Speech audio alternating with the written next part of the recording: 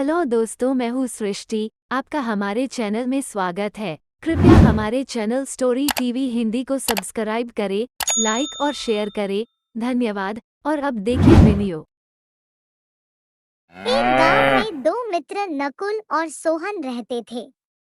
नकुल बहुत धार्मिक था और भगवान को बहुत मानता था, जबकि सोहन बहुत मेहनती था। एक बार दोनों ने मिलकर 1 बीघा जमीन खरीदी, जिससे वह बहुत फसल उगाकर अपना घर बनाना चाहते थे। सोहन तो खेत में बहुत मेहनत करता, लेकिन नकुल कुछ काम नहीं करता बल्कि मंदिर में जाकर भगवान से अच्छी फसल के लिए प्रार्थना करता था। इसी तरह समय बीतता गया। कुछ समय बाद खेत की फसल पककर तैयार हो गई, जिसको दोनों ने बाजार ले जाकर बेच दिया और उनको अच्छा पैसा मिला। घर आकर सोहन ने नकुल को कहा, इस धन का ज्यादा हिस्सा मुझे मिलेगा क्योंकि मैंने खेत में ज्यादा मेहनत की है।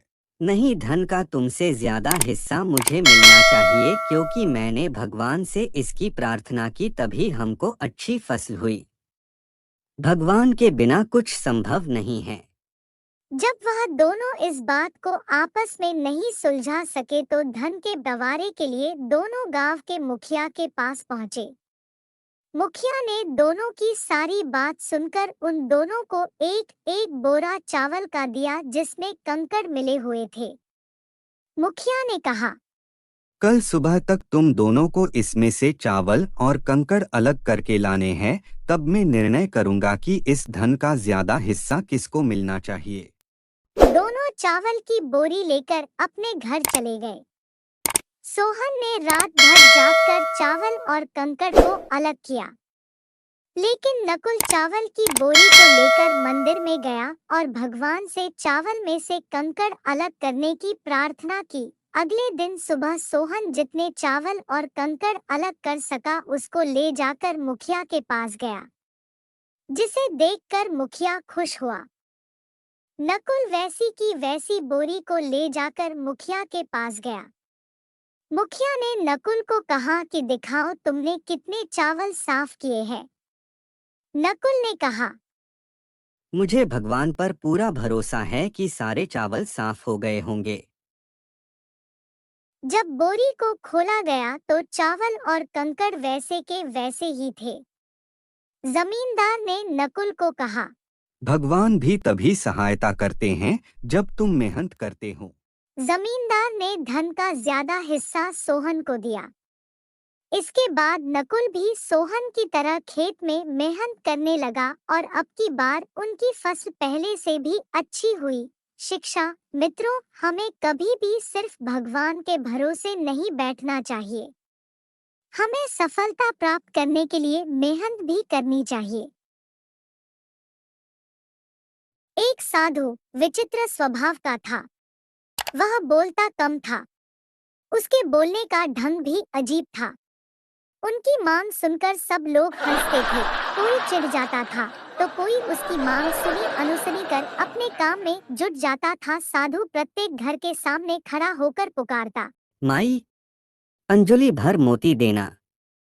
ईश्वर तुम्हारा कल्याण करेगा, भला करेगा। साधु की यह विचित्र मांग सुनकर स्त्रियां चकित हो उठती थी। वे कहती थी, बाबा, यहाँ तो पेट भरने के लाले पड़े हैं। तुम्हें इतने ढेर सारे मोती कहाँ से दे सकेंगे? किसी राजमहल में जाकर मोती मांगना।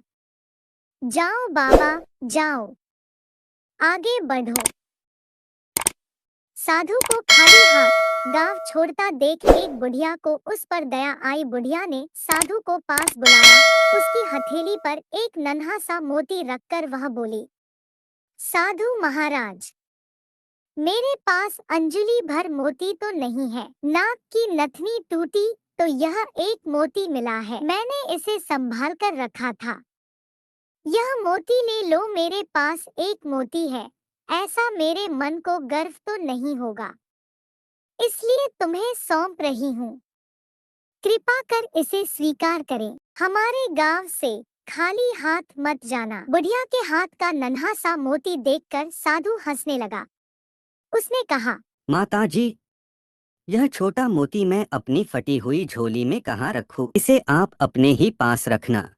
ऐसा कहकर साधु उस गांव के बाहर निकल पड़ा। दूसरे गांव में आकर साधु प्रत्येक घर के सामने खड़ा होकर पुकारने लगा, माताजी, प्याली भर मोती देना, ईश्वर तुम्हारा भला करेगा।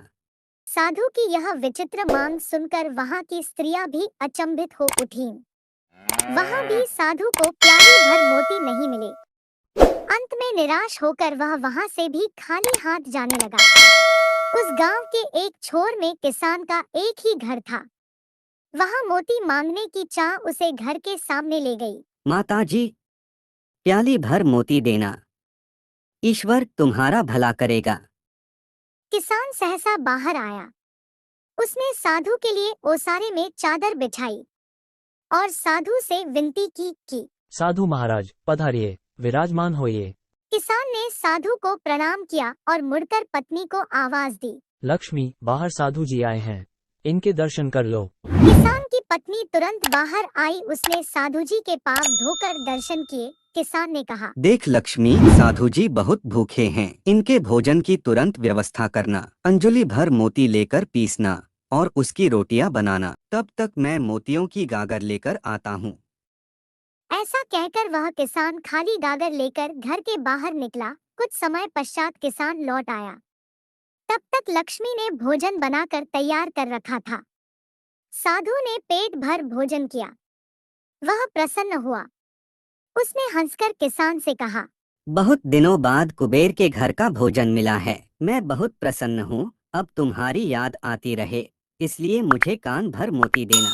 मैं तुम दंपति को सदैव याद करूँगा। उस पर किसान ने हंसकर कहा, साधु महाराज, मैं अनपढ़ किसान आपको कान भर मोती कैसे दे सकता हूँ? आप ज्ञान संपन्न हैं, इस कारण हम दोनों आपसे कान भर मोतियों की अपेक्षा रखते हैं। साधु ने आंखें बंद कर कहा, नहीं किसान राजा, तुम अनपढ़ नहीं हो, तुम तो विद्वान हो, इस कारण तुम मेरी इच्छा पूरी करने में सक्षम रहे। मेरी विचित्र मांग पूरी होने तक मैं हमेशा भूखा प्यासा हूँ। जब तुम जैसा कोई कुबेर भंडारी मिल जाता है तो मैं पेट भरकर भोजन कर लेता हूँ, जो फसल के दानों, पानी की बूंदों और उपदेश के शब्दों को मोती समझता है, वही मेरी दृष्टि से सच्चा कुबेर का घर है। मैं वहाँ पेट भरकर भोजन करता हूँ। फिर वह भोजन दाल रोटी हो या चटनी रोटी, प्रसन्नता का नमक उसमें स्वाद भर देता है। जहाँ आतिथ्य का वास है वहाँ मुझे भोजन अवश्य मिल जाता है। अच्छा, अब मुझे चलने की अनुमति दे, ईश्वर तुम्हारा कल्याण करे। किसान दंपत्ति को आशीर्वाद देकर साधु महाराज आगे चल पड़े। इसी प्रकार के आध्यात्मिक ज्ञान वर्धक वीडियो देखने के लिए हमारे चैनल को सब्सक्राइब करें। साथ ही आध्यात्मिक ज्ञान के प्रकाश को फैलाने के लिए वीडियो को शेयर करें। राम राम सा।